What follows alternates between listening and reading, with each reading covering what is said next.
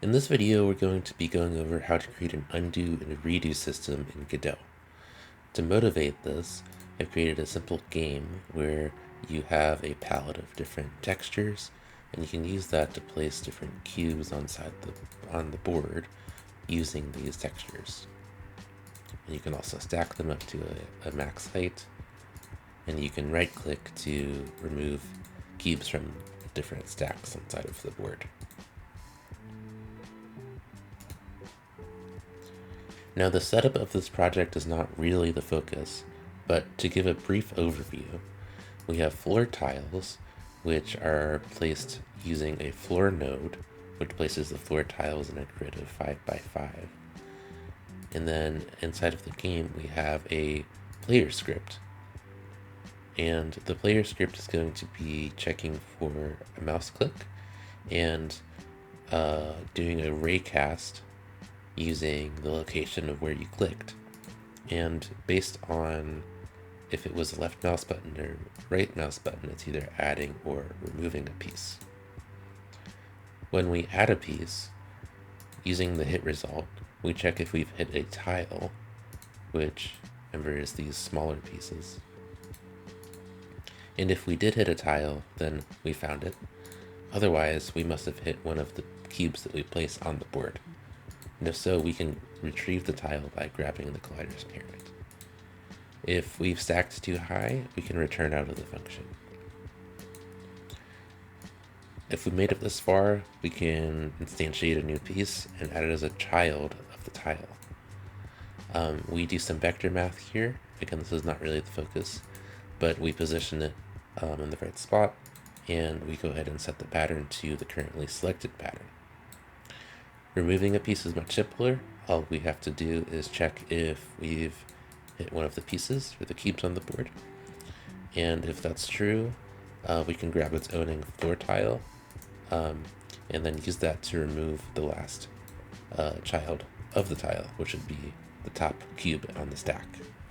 Before we can start implementing the undo and redo system, let's first explain what the command pattern is. To do this, let's imagine that we have this function here called print numbers, which takes two arguments, x of a float and y of type float. And let's just imagine that all this function does is calls print with x comma y. Very simple. So if we wanted to make use of the command pattern and convert this function to use it, we can imagine that we are in some file called printcommand.gd. So we're in our own node class now. What we can do is extract these arguments, x and y. So we have var x of type float and var y of type float. Then we can imagine we only have one function in here called execute. It takes no parameters, and all this would do is say print x and y. So it's doing the same thing as above here, except now x and y are member variables of a print command class. So that's the idea of the command pattern. We're promoting a function to an object. So in order to start actually implementing our undo and redo system, we're going to need to convert our add piece function and remove piece function into commands. To start doing that, I'm going to create a new script here, and I'm going to call it command. Inside of command, let's first give it a class name. And it's going to be a very small class. All it's going to do is have an execute function which returns a Boolean value for whether or not the command succeeded or didn't. Now that I have this, I can subclass this command to represent our two functions. So I'm going to create one for our place command, and I'm going to create a second one for our remove command. Starting with the place command, I'm going to first give it a name, Excel, and to understand how we can do this, let's go back to our player class. So we have this add piece function here. can say that it's dependent upon a hit result, but in reality, it's also dependent upon the player, this node itself, and it's dependent upon whatever the current pattern is of that we're placing on the board. So to visualize this, I'm just going to copy and paste this add piece function right in here. And what I need to have now is I need to have a player node as well. And then the hit result is a dictionary. And I'm also dependent upon a pattern, which is a texture 2D. So given that, we have a few errors. Let's fix those first. This is because this is part of the player. And this is also part of the player. And we're not using this pattern anymore. We're going to pass it in as the pattern, like so. So we have this add piece function, but we're not really adhering to the standards of the command pattern. So in order to do that, this function actually has to be called execute. We can see we have a problem here because we're not matching the signature. Execute is not supposed to take any parameters. So what I'm going to do is extract these into member variables. So I'm going to have for our player here, I'm going to have our hit result, our pattern, and that's great. One problem is though, how do we actually set these in a command? Well, we can use the constructor of a node. So let's use our init function here. I'm going to expect to receive a player, a hit result, and a pattern. And then all we're going to do is just set all of these values like that inside of the place command. And now we should be able to use this. To confirm that, let's go back to your player here. And rather than adding a piece like this, let's make a node. We're going to call it place command. It's going to equal place command.new. I need the player, which is myself. I need the hit result. I need the pattern, which comes from the game's current pattern. And now that that function has been promoted into an object, I can execute it by calling execute like that. And if I run the game, placing works exactly as it did before, which is great to see. We have the place command. Let's do the same for remove. So over in remove command, let's call this class name remove command. And we're going to do basically the same thing. I'm going to come over here. I'm going to copy this function. And I know that it has to have the same signature as it did earlier in the place command. So I am just going to take these variables, and we need them here too. And I'm going to call this execute to match our command class here. And given that, we have everything we need to convert this except for the constructor. And this is going to be pretty much the same as it was in the other class. So I'm going to copy that over here. Now that we have the remove command, all we have to do is go back to player over here. Rather than calling remove piece, let's make a remove command. Call it remove command.new, taking in self, result, and current pattern. And I'm just going to call remove command.execute. So we now promoted remove into command. If I run the game, I can place and remove these cubes just as I could before. So at this point you might be thinking, why did we do this? This doesn't seem to be getting us any closer to solving our problem. But it does. So let me show you what happens if I add each command as a child to the player. If I run the game, and if I look over in this remote view section here,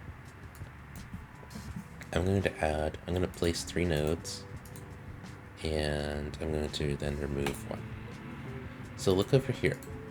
If we visualize this as a stack, where this is the top of the stack, we can see that we've recorded some history. I placed something, I placed another thing, I placed another thing, and then finally I removed something. If I wanted to undo something, we can imagine that if we added an undo function to our command objects, then all I would have to do is go to the top of the stack and call undo. If I wanted to undo again, I'll go over here and I call undo again. Then I could go over here and call undo, and go over here and call undo. If I wanted to redo, I just re-execute this command, re-execute this command, re-execute this command, re-execute this command, and then we've exhausted all of the commands we can re-execute. And then if I get to a spot here where I've undone actions down to here, if I were to perform a new action, we would just have to remove these two from the stack, because we wouldn't be able to redo forward that direction anymore. So that's the motivation for why we've converted these things to commands. So in order to make this actually work, let's go to our command class here. Let's add one more function here called undo. It's not going to do anything in the base class, but it will in the child classes. If we look at place, for example, the opposite of placing a cube would be removing it. So if we wanted to do that, we can just add our undo function here, and we would need to promote the tile. We need to remember which tile we were using here. So I'll convert it to memory. And we just have to remove the top node on the stack of this tile. So I can just say tile.get the last child and remove it. And there we have undo accounted for inside of our place command. If I want to do the same thing for remove, it's pretty similar.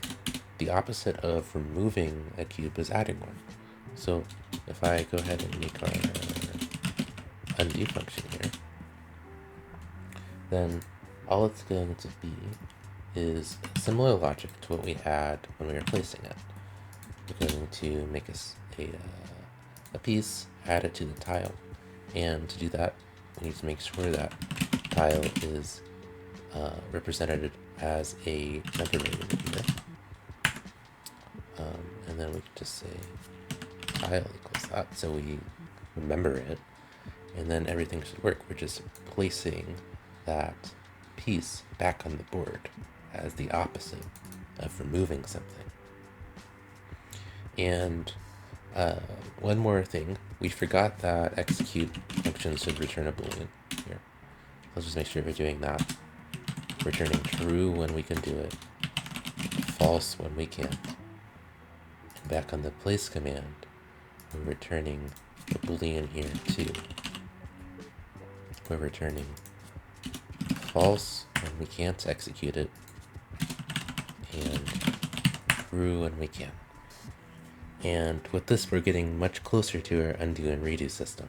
Now that we have undo set up, we can go ahead and encapsulate this kind of logic of adding children to a node to use it as a way to store history of commands into its own node. So to do that, I'm going to make a new script called command stack. I'm going to give it a name.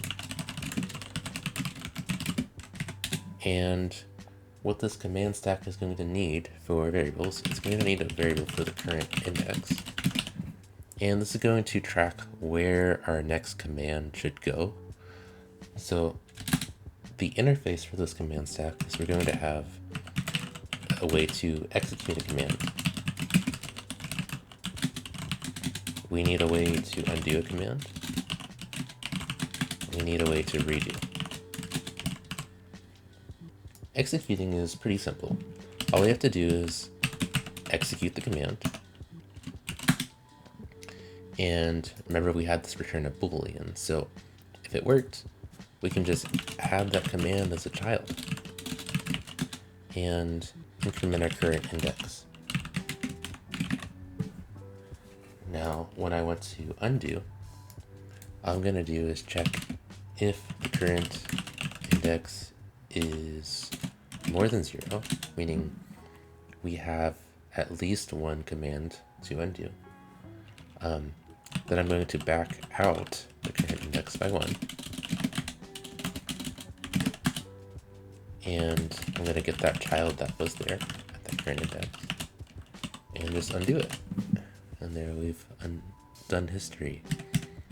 If I want to redo something, I'll just check if the current index is less than the child count, meaning we've not redone all the way forward in history yet.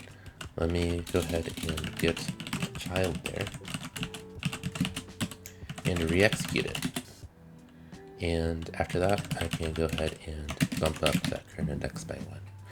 And this is almost all we need, but there's one situation we need to account for.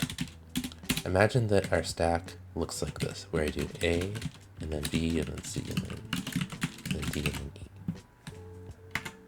Imagine that I've just performed E, and I've undone back to C. If I perform another action, F,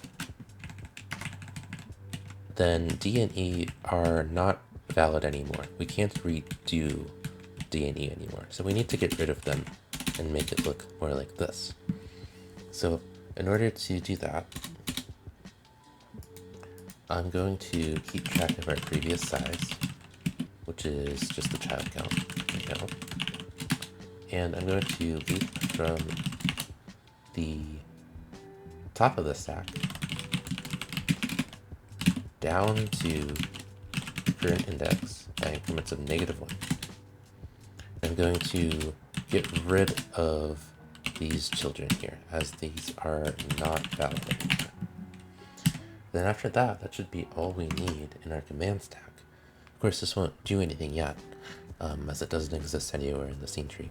So in our main game scene, let me go ahead and just make a basic node. This is going to be called our command stack.